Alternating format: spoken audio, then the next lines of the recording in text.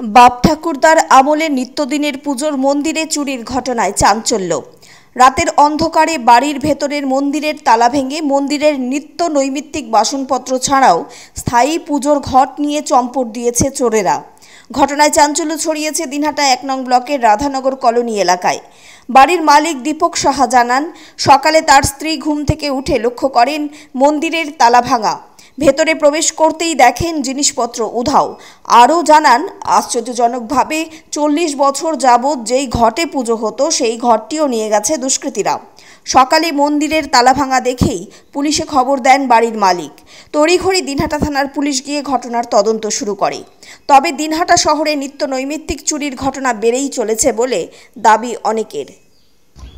সকালবেলা আমার স্ত্রী উঠে দেখে যে মন্দিরের তালা ভাঙা।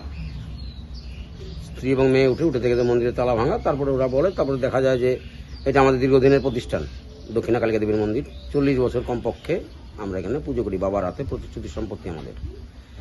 তা যাই হোক, তারপরে এসে দেখা যায় যে এখানে নারায়ণ ঠাকুরের সামনে যে একটা পিতলের ঘট এবং দক্ষিণা কালিকা দেবীর সামনে যে একটা পিতলের ঘট এবং শীতলা মায়ের সামনে পিতলের ঘট, সেগুলো নাই।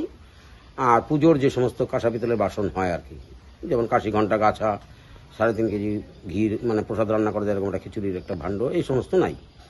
কিন্তু এখানে যে জিনিসটা আমরা হারিয়েছি আজকে, এর ভ্যালু যেটা, সেটা হলো খুব 5-7 হাজার টাকা বা 10 হাজার টাকা, 5-10 হাজার টাকা হলে এটা যায় আজকেই কিনে নিয়ে আসা যায় বাজার থেকে। কিন্তু 40 বছর হলো বাবা আমাদের যে সম্পত্তি দিয়ে গেছে সেটা আমরা আজকে রক্ষা করতে পারলাম না।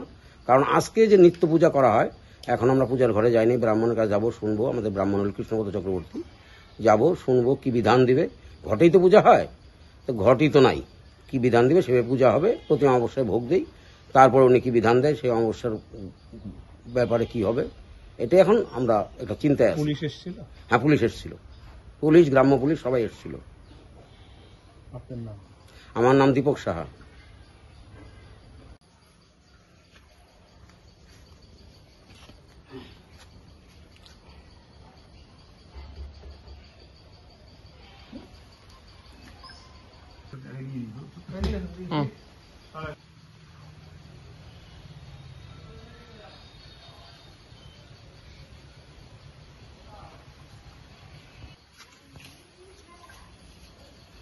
আমারই বাড়িতে। তাই তো দেখতে। হ্যাঁ,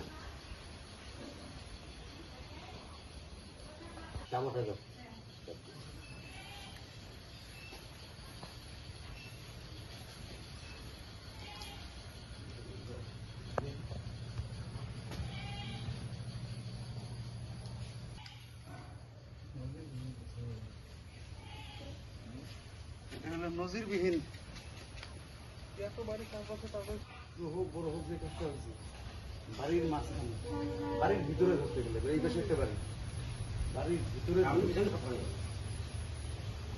বাড়ির ভিতরে